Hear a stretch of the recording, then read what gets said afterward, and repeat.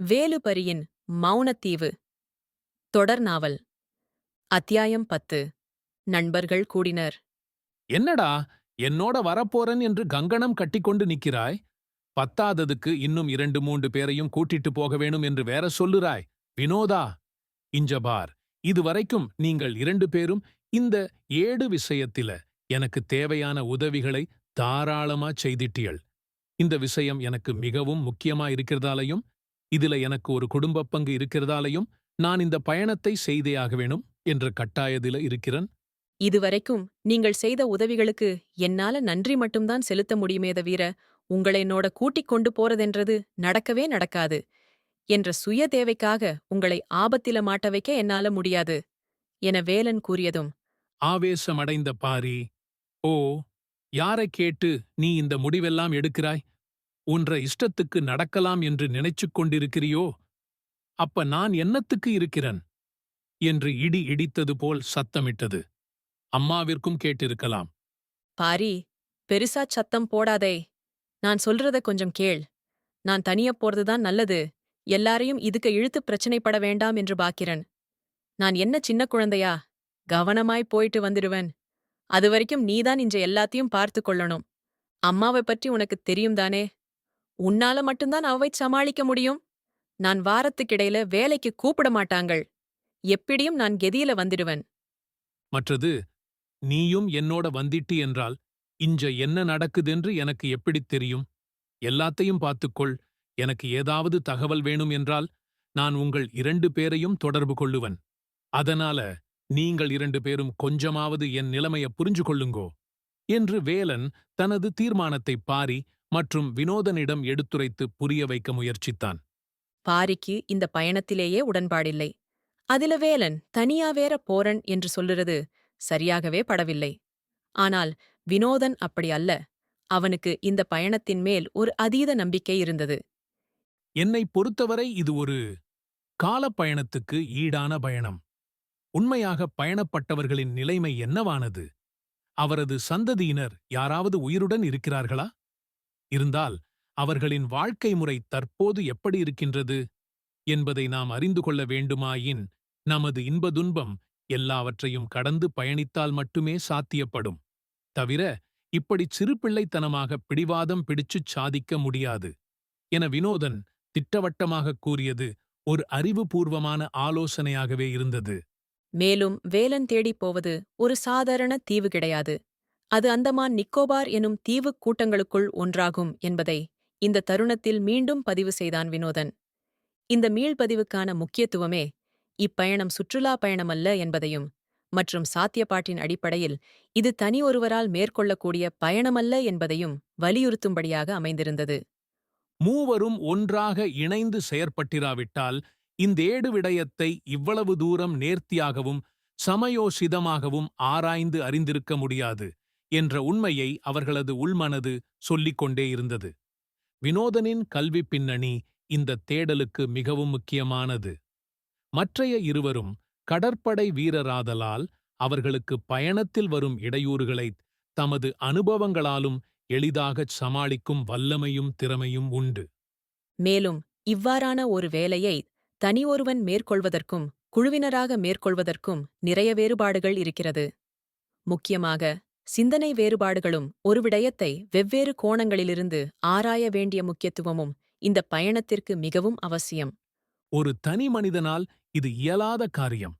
கூட்டாக இந்த பயணத்தை மேற்கொண்டால் மட்டுமே வெவ்வேறான சிந்தனை பிரவாகங்கள் ஒன்றாகச் சேர்ந்து எதிர்வரும் பிரச்சனைகளைத் தீர்க்க உதவும் என்று ஒரு கடற்படை வீரனாக வேலன் சிந்திக்கத் தொடங்கினான்.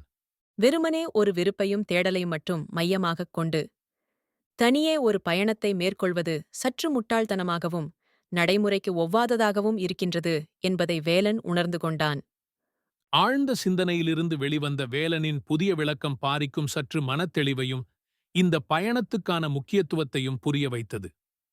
அதேவேளை வேலனைத் தடுத்து நிறுத்துவதற்கு முயற்சி செய்வதை விட, வினோதன் கூறியது போல வேலனோடு சென்று இந்த பயணத்தின் முடிவை நேரே கண்டறிய பாரியும் தன்னை தயார் செய்து கொண்டான். 3 பேரும் ஒரு பொதுவான மனநிலையிலிருப்பதாகத் தோன்றிய இவ்வேளையில், "நீ வரப்போறியா? இல்லையா?" என்று கேட்ட வேலனுக்கு 3 பேர் சரி, இன்னும் எத்தின பேரைச் சேர்க்கிறது? என்று பாரி தனது சம்மதத்தை கூறாமல் கூறினான். இன்னும் 2 அல்லது 3 பேராவது தேவை. அவர்கள் எங்களுக்கு மிகவும் நெருக்கமானவர்களாகவும் இந்த தேடல் பற்றிய விடயங்களை வெளியுலகுக்குப் போட்டு உடைக்காதவர்களாகவும் இருக்க வேண்டும். நாங்கள் பயண ஏற்பாடுகளை முடித்த பின் மட்டுமே எம்மோடு யாரை கூட்டிச் செல்வதென்பதை முடிவு செய்யலாம் என்று வினோதன் தெரிவித்தான். வங்கக்கடல் எல்லைக்குள் செல்வதாக முடிவெடுத்த நண்பர்கள் எந்தெந்த வழிகளில் இலகுவாக அந்தமான் நிக்கோபார் தீவுகளுக்குச் செல்ல முடியும் என்பதை ஆராய்ந்தபோது, இந்தியாவுக்குச் சென்று பின்னர் அங்கிருந்து கப்பலில் அந்தமான் நிக்கோபார் தீவுகளுக்குச் செல்வது சற்றுச் செலவு குறைவான மற்றும் பாதுகாப்பான பயண முறையாகவும், சிங்கப்பூர் சென்று அங்கிருந்து அந்தமான் செல்வது சற்று தூரமான மற்றும் பணவிரயம் அதிகம் தரக்கூடியதுமான பயணமாகவும் தென்பட்டது. பலாலியிலிருந்து சென்னைக்கு விமானத்தில் சென்று அங்கிருந்து அந்தமான் நிக்கோபார் செல்லும் ஏதாவதொரு கப்பலில் தீவைச் சென்றடையலாம் என்று வேலனும் பாரியும் முடிவு செய்தனர். அங்கிருந்து தேடலைத் தொடங்க முடியும். ஆனால் இரகசியங்களைக் காக்கக்கூடிய ஒரு நம்பிக்கையான படகோட்டியைக் கண்டுபிடித்து எப்படி அங்குள்ள தீவுகளுக்குச் செல்வது, யாருடைய உதவியை பெறப்போகிறோம் என்பது பற்றியும் சிந்திக்க வேண்டும் என்று வினோதன் கூறினான். அத்துடன் கடல்வழிப் பயணமே அதிகமாக இருக்கப் போவதால் கடலோடு நன்கு பரிச்சயமான யாரையாவது இங்கிருந்தே அழைத்துக் கொண்டு போவதுதான் உசிதமான செயலாயிருக்கும் என்று மூவரும் பேசிக் கொண்டிருக்கும் போதுதான் அவர்களின் பள்ளித் தோழர் இருவர் ஞாபகத்துக்கு வந்தனர். காங்கேசன்துறையைச் சேர்ந்த இரட்டையர்களான சாம்பவனும் மாறனும் சிறுவயதிலிருந்து வேலன்பாரியின் உற்ற நண்பர்கள். யாழ் நகரில் கல்வி கற்பதற்காக அவர்களது சித்தப்பா வீட்டிலேயே இருவரும் தங்கிப் படித்தனர். சனி ஞாயிறு தினங்களில் அவர்கள் வீடு செல்லும்போது சில சமயங்களில் வேலனும் பாரியும் அவர்களுடன் செல்வதுண்டு. இரட்டையரின் தகப்பனார் பல மீன் பிடிக்கும் பெரிய இயந்திர படகுகளுக்கும் தினத்தொழிலுக்குச் செல்லும் சிறிய படகுகளுக்கும் சொந்தக்காரர். மாறன் படகோட்டுவதில் மிகவும் திறமையுள்ளவன். அவர்களது ஊரில் நடைபெறும் படகு போட்டி, கபடி, கால்பந்து போன்றவற்றில் சாம்பவனும் மாறனும் பங்கு பற்றி ஜெயிப்பதுண்டு. கடலில் பயணம் மேற்கொள்வதில் அலாதிப்பிரியம் கொண்ட சாம்பவனும் மாறனும் வங்கக்கடல் பற்றிச் சொன்ன பல கதைகளின் அடிப்படையில் சகோதரர்களுக்கு வங்கக்கடல் பகுதி மிகவும் பரிச்சயமானது என்பதை வேலனாலும் பாரியாலும் உறுதி செய்யக்கூடியதாயிருந்தது. மற்றவர்களின் கீழ் வேலை செய்ய வேண்டிய தேவை அவர்களுக்கு இருக்கவில்லை. தகப்பனாரின் படகுத் தொழிலையும் தொழிற்சாலையையும் நிர்வகிப்பதே அவர்களது வேலையாயிருப்பதால் இப்போது அவர்கள் கடலில் பிரயாணம் செய்வது மிகவும் குறைவாகவே இருக்கலாம். பால்ய வயது சிநேகிதர்கள் ஆகையால் வேலன் கேட்டு சாம்பவனும் மாறனும் எதையும் மறுத்ததில்லை. நிச்சயமாக கூப்பிட்ட உடனேயே வந்துவிடுவார்கள் என்று வேலனும் பாரியும் நம்பினார்கள். சாம்பவனும் மாறனுமே இந்த பயணத்துக்கு மிகப் பொருத்தமான இருவர் என்று ஏகமனதாக முடிவெடுத்த பாரியும் வேலனும் அவர்களிடம் இது பற்றி கலந்து பேசிய பின்னரே மேலே தொடரலாம் என்று அன்றைய கலந்துரையாடலை முடித்தனர். எக்காரணம் கொண்டும் இந்த பயணம் தடங்கலாகாது என்ற நம்பிக்கையுடன் வினோதனும் என்ன நடக்கப் போகிறதோ என்ற யோசனையுடன் பாரியும் தங்களது வீடு சென்றனர்.